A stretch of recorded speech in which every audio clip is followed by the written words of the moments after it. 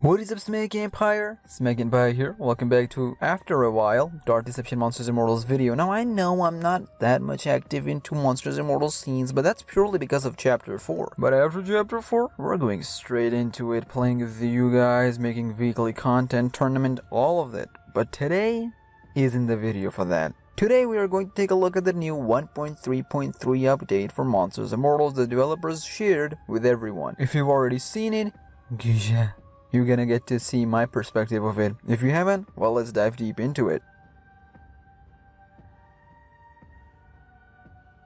Prior to this update, we had Monstrum DLC, the first crossover between Monsters Immortals and other horror franchise. To me, it was a successful launch and will definitely bring more new players into the scene. However, with the addition of new characters, we also saw some complaints online from users sharing their experience of some monsters and mortals either being too overpowered or nerfed. Whilst there weren't any massive changes to that, we did end up getting some monsters and a mortal nerfed. And nerfed they did, my goodness, let's go through them one by one. We will start with Clown Gremlins, everyone's favorite, no matter how much I hate them on the base Dark Deception game, Crazy Carnival, I hate them. I actually enjoy playing as them in Monsters Immortals, there you go. But the changes made to the Clown Gremlins doesn't directly affect the players playing as Clown, rather it's the ultimate and the clones that has been adjusted a little. So there were 3 changes made in total. Let's go through them. Number 1. As we are aware that the ultimate of Clown Gremlins is that they spawn multiple clown clones across the map. I wished and I hoped that instead of clown clones, they would send clown cars. And in those cars, clones comes out. But I'm daydreaming. Let's get back to the topic at hand. And they stay there for a good while. You can kill them, but before this update, you needed 5 hits to kill 1 clone.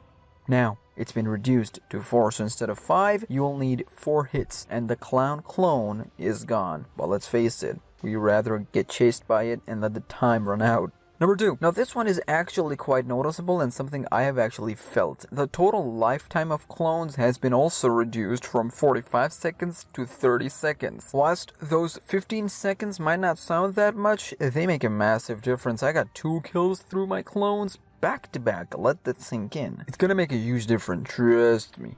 And finally, this one for stat nerds like yours truly. I always would go for heavy attacks instead of light ones. It is only now that I'm balancing both. But now, if you hit a clown clone with heavy attack, it is worth 2 hit points. That kinda goes same as banana hit points, but thank God that was changed. But yeah, 2 hit points is a big deal for a clone. Heavy attack, if you can catch them, that is. 2 hit points through a heavy attack. Well done. Good job.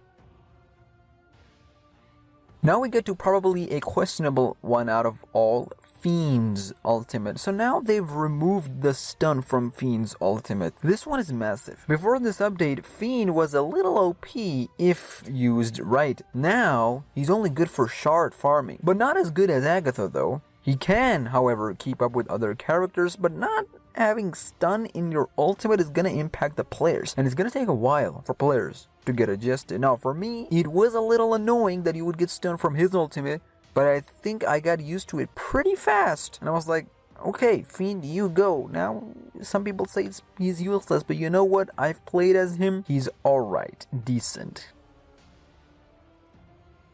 Ooh, this one, thank God it finally happened. People would bring him in Maze Escape or Soul Collection, and you would just stand there with no shards waiting for Malik to prey on your soul. Poor soul. Now, with the new update, Nikson collection of shards has been reduced massively. From 30%, that was nasty, to 20%. It makes a massive difference, trust me. It is also not gonna help you, the fact that he's slow compared to Pen, but yeah, big ups, I'll take this one.